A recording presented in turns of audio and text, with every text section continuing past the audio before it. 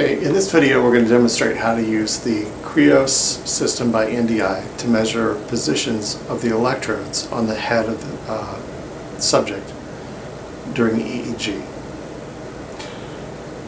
The setup of the system involves installing drivers for the camera, of course, and there's a software application in which you can connect to the camera and digitize electrode positions in real time. So, first step, without making any special preparation, I have placed markers on a cap. I haven't described to the system which electrode positions or head cap style I'm using. That doesn't really matter because the software is going to measure the electrode positions and then give me an opportunity to name them. So I'll begin by standing about a meter away, and I have this trigger button here where my index finger is that I'll use to begin scanning.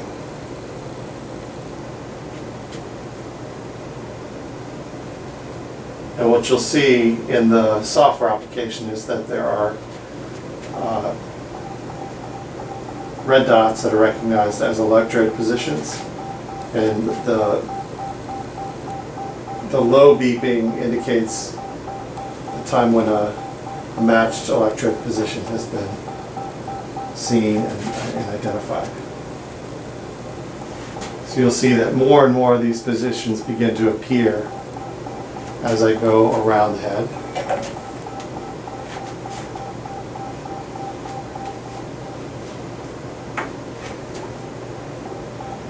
And by way of technique, what I found is that kind of an optimal technique is to move at a smooth pace. Just move the camera a little bit in one angle or direction at a time. Otherwise it loses focus like that. So when you see those red dots, it means it knows something is there, but it hasn't had enough time to digitize it yet.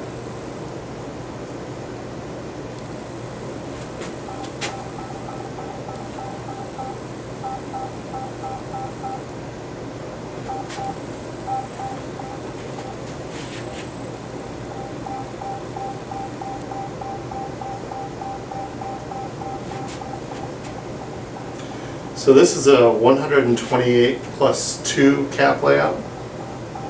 So there should be 130 positions in the result.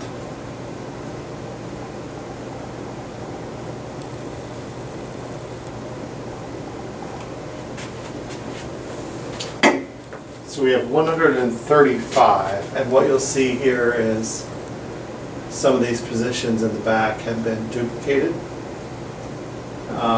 And I found this more often than not where you come back and meet the original position where you started.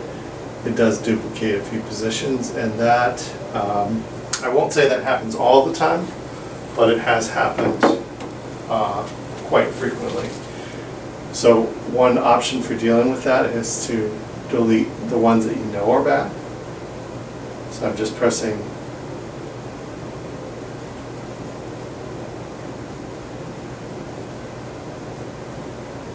delete on the keyboard.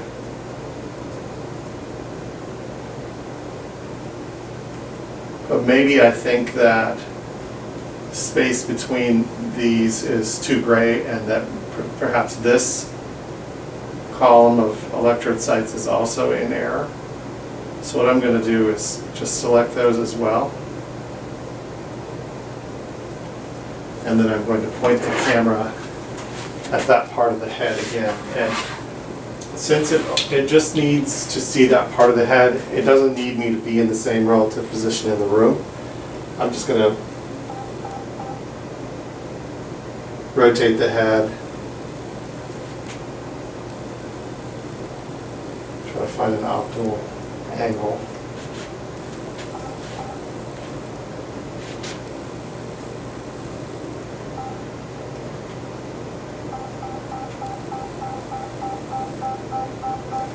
Okay, so you can see that it duplicated this one. It may also be missing some others. There's clearly some distortion here. We have 130 and we should have 130. So I'm inclined to delete a few and try again.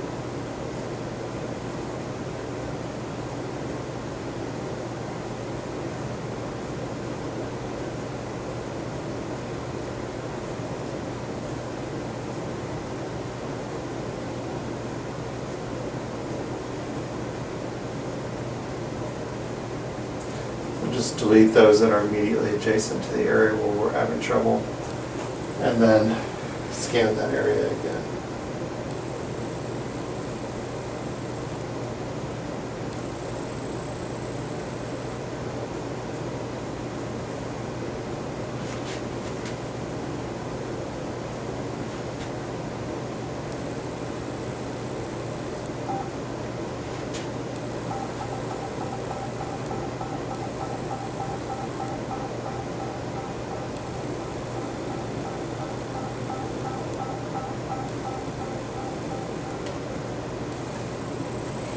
So it looks like we have 131. I'm going to delete that one and call it complete.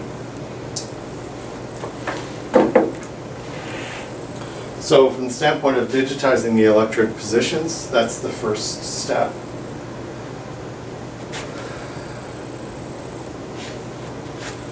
The next step is to digitize fiducial landmarks. So the fiducials are at least 3 positions on the head that can be used to orient the head with the top up and the nose out the front. To do that, we'll use this probe. It's called a T-probe. And I'm going to position the probe, because I only have one person myself today. I'm just going to position it leaning against the head model. Might need something to keep it from moving.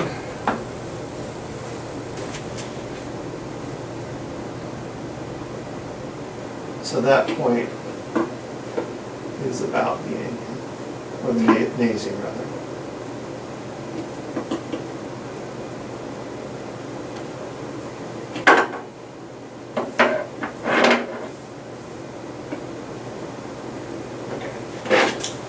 So to digitize the Nasian, I'm going to use this button on the top, this one right here.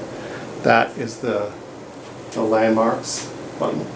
So when I press that, I go into a new mode, and you can see on the screen it says probe missing. It doesn't quite recognize what I'm trying to find now. See the red line? It's pointing at the Nasian. So I'm going to press the button again, and I've registered 1 point. So now I need to move the probe to the left preauricular point.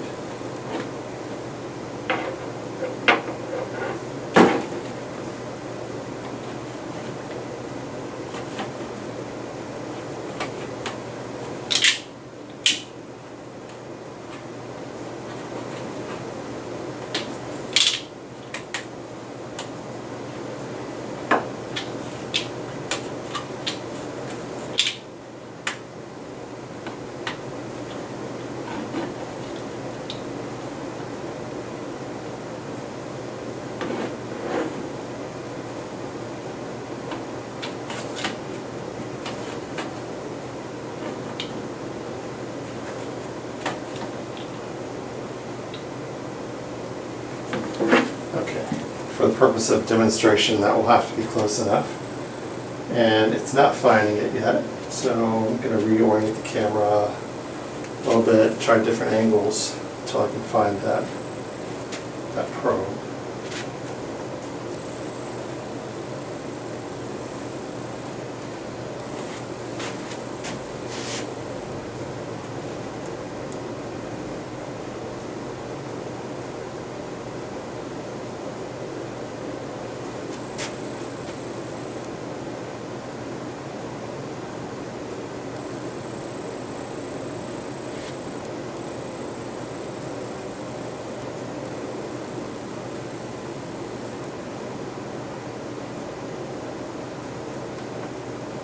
Okay, so found that one. And now I'm going to go to the other side. And ideally you would do this with two people so that you don't have trouble with the distances. You certainly couldn't reach far enough to hold that and digitize at the same time. That would be completely impractical. So I'm trying to find an angle where the camera will see the probe and where it's pointing on the head.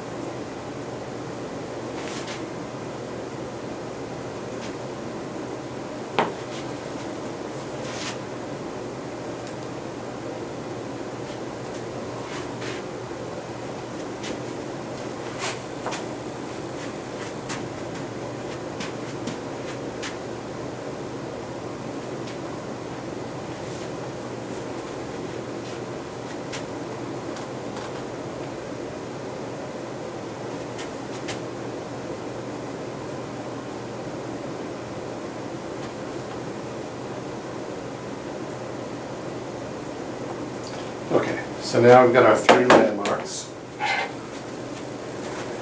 Now that I have the landmarks, I say done, and I can transform the coordinate system. Oh, I'm sorry. First I need to label them. So I'll reorient the head.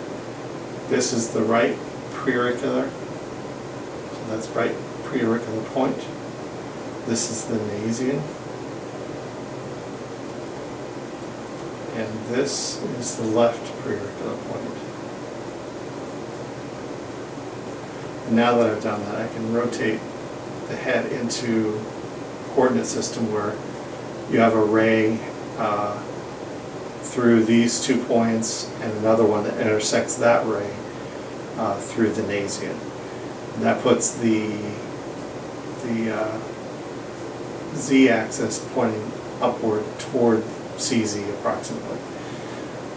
So now that I have the head oriented, I can label these positions based on a diagram. So I have a diagram.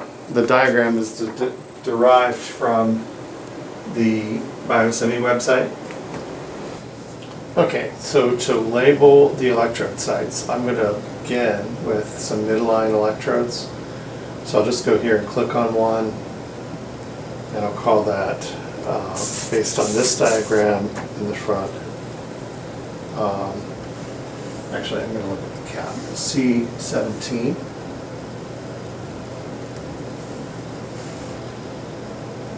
And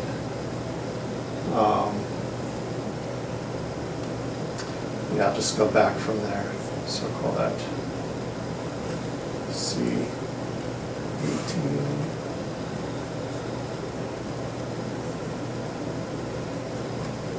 C19.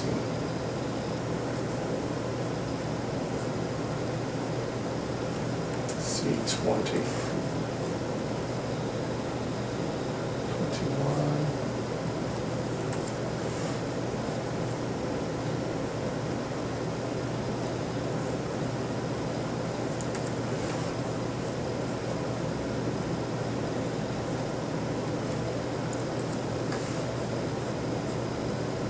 Okay, then I'll go the column immediately next to that. That is C29 and descending.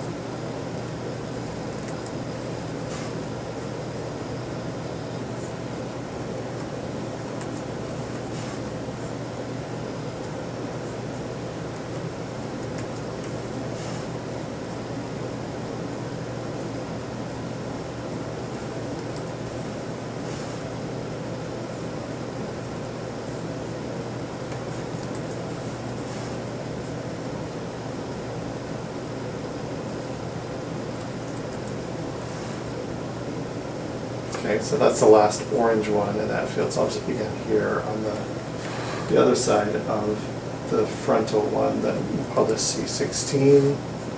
Oops, C16. And then descending from there, so C15. C14.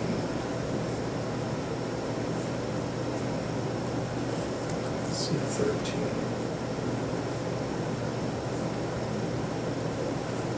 C12.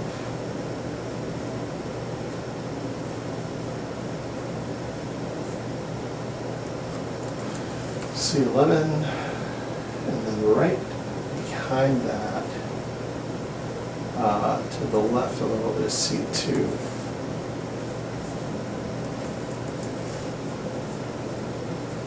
To the right of that is C1.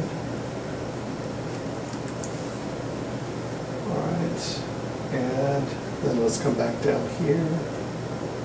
That's C8 and 8 ascending from there. So C8,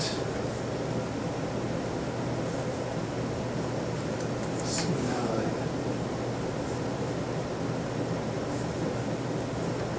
C10. Next column, C7.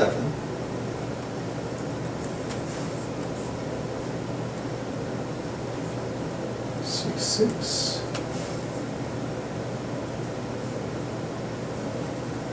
C5.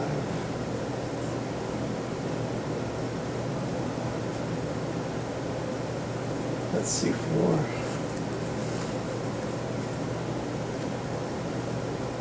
C3. And then I've already marked C2 and C1 up there. So I'll just keep going this direction. So at the bottom, next to that, I've got B27. Above that is B28.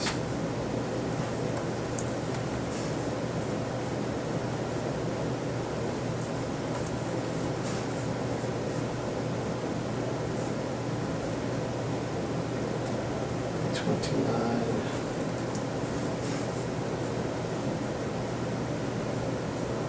B30,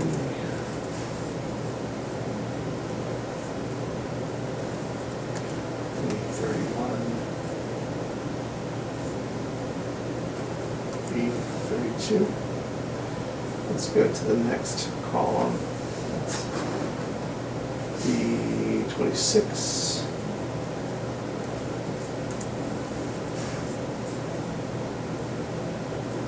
B25.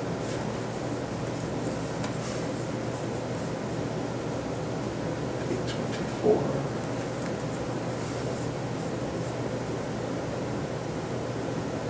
B23.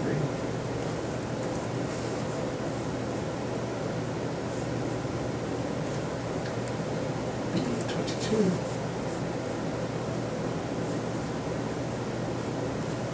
B21.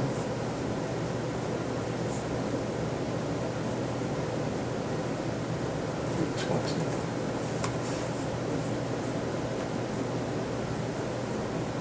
Now, just behind B20 is B1, and to its left is B2. All right, so then I come back down to this column, that's B14.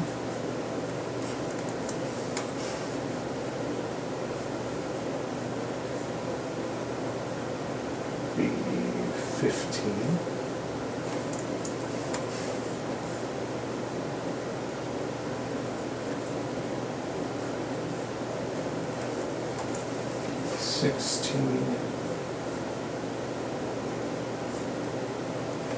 B17,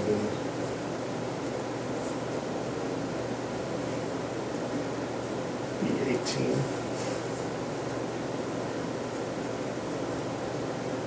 A19 is right up and to the left.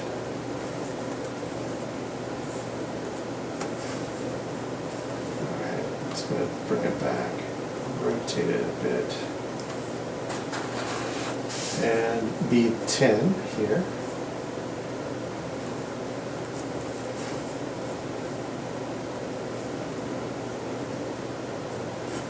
It's B11. B12.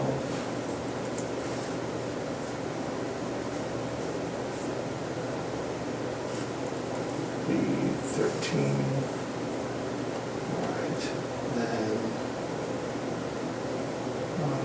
we'll go with the next column right here. So that's B9.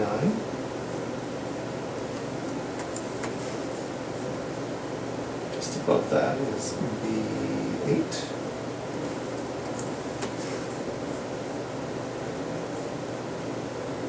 B7.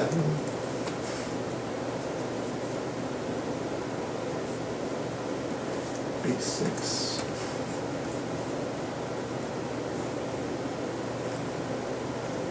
B5,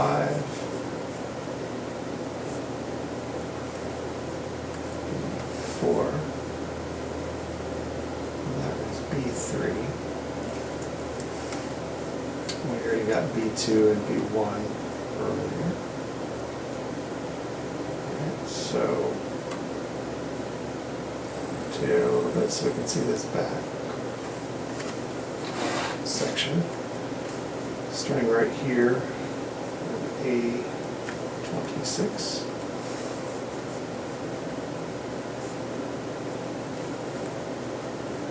A27,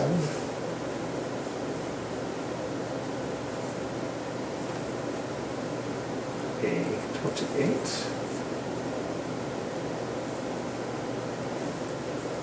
A29,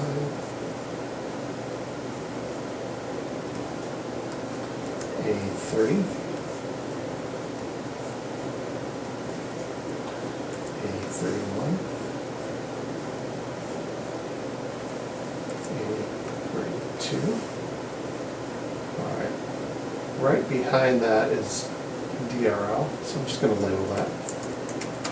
It doesn't have a data channel or a signal in the EEG software, but it's useful to know where that electrode was. So this is A25.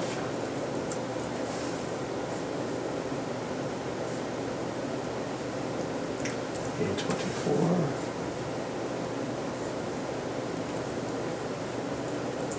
A23,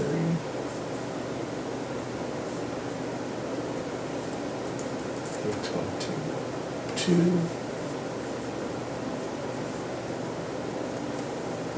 A21, A20, A19,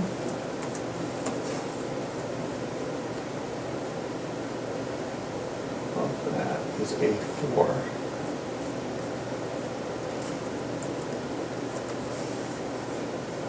just above that is 3, 2, 1.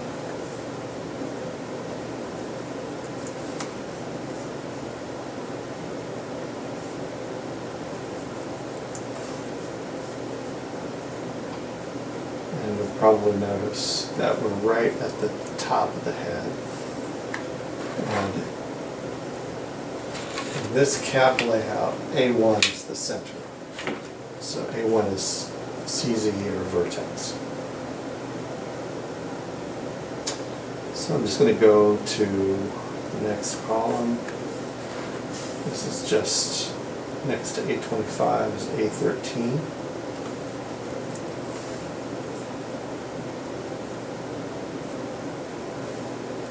A14.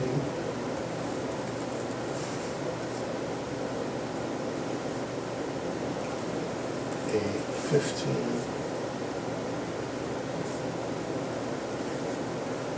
A16.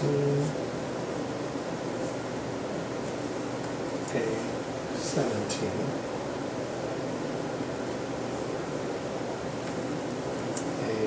A18. Just above that is A5.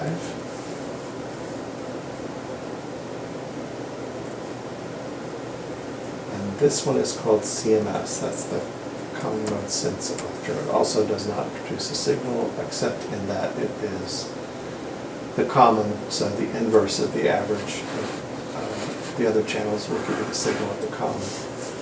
So next to A13 we have A12. Above that is A11. Above that is A10.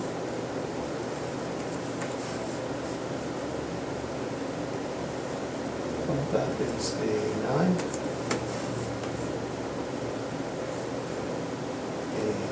A8. Alright, and just up and to the left is A7. Above that is A6.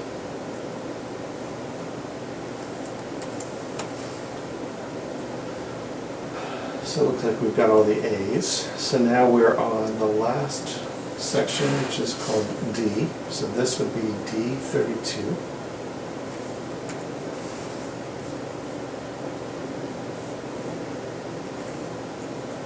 D31. D30. D29. So that's the last on that. I'm just going to start at the bottom here again. So this is D24.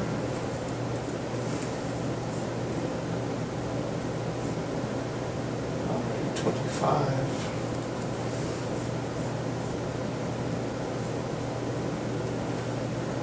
D26. D27.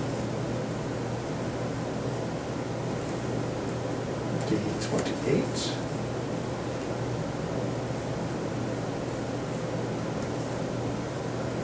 Above that is D17, and then D16. Alright. Then I'll go to the next column, starting at the bottom again. Next to D24 we have D23. Above that, D22, D21,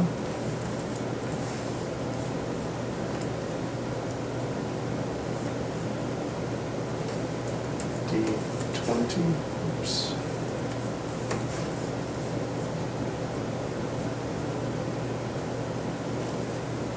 D19,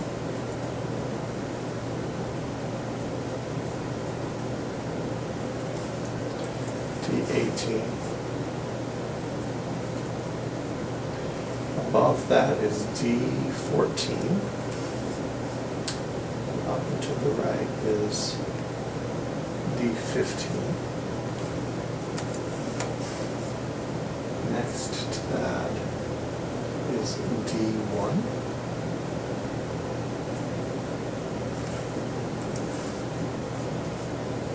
And then coming back from there, D2. And down and to the right, D13.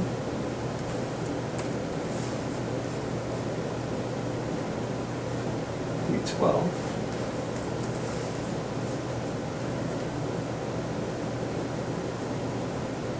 D11.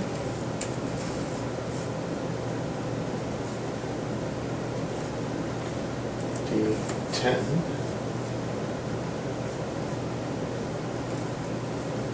D9. And D8.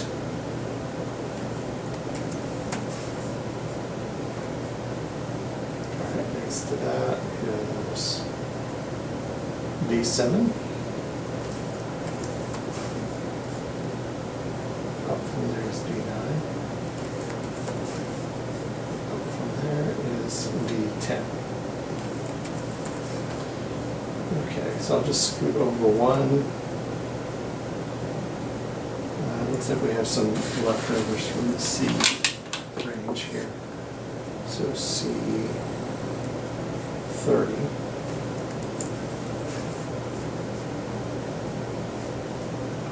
C31. And C32. Now above that is D4, and back to the right is D3. All right, so now everything is labeled. You can see we have labels in all of these spots now. So I have marked fiducials, I've oriented the coordinate system, I have named all of the positions. This is what you do to create your first template. So I'm going to export this as a result, and I'll just say Biosemi 128 plus 2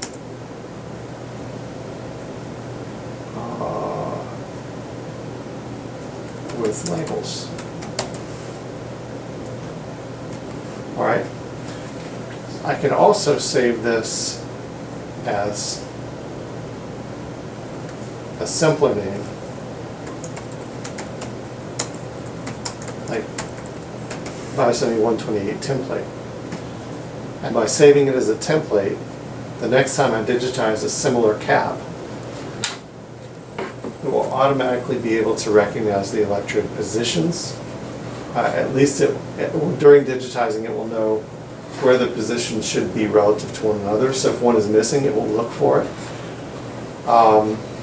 It doesn't really improve the speed from what I've seen. But if I then digitize the fiducials and name at least 4 in the new data set using the same procedure I just did, then it will automatically name the rest of them. So at least by having a template, it does speed up the process of labeling.